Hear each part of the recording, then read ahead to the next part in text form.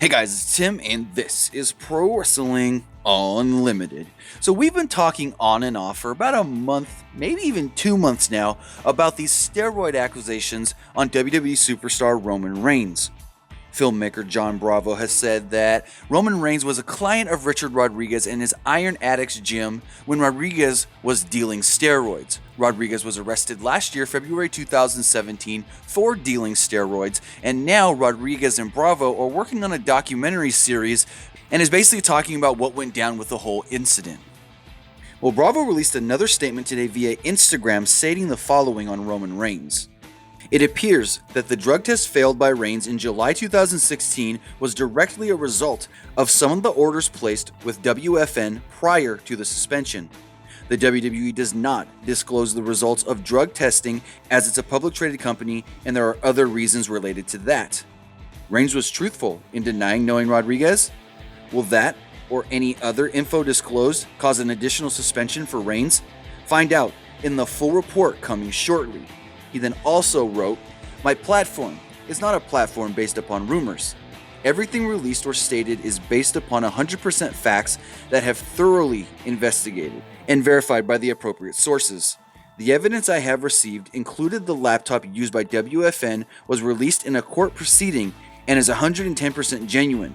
If there are any questions about the legitimacy of these items, please contact my attorney or the attorney of Richard Rodriguez with any additional questions. Lastly, I would not risk my career or reputation on anything that was not based upon 100% facts. More details to follow."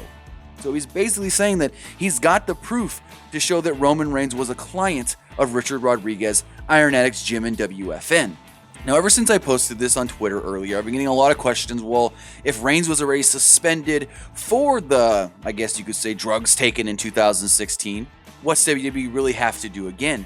And it all really depends on when Roman Reigns first started getting shipments from WFN and Richard Rodriguez, and if he did receive any more shipments after actually being suspended by the WWE in July 2016.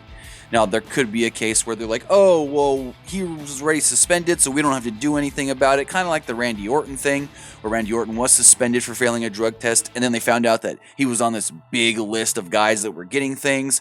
So it's really a waiting game. We have to wait and see when Bravo releases his next video, what evidence Bravo has in that video, and what the WWE actually does about this.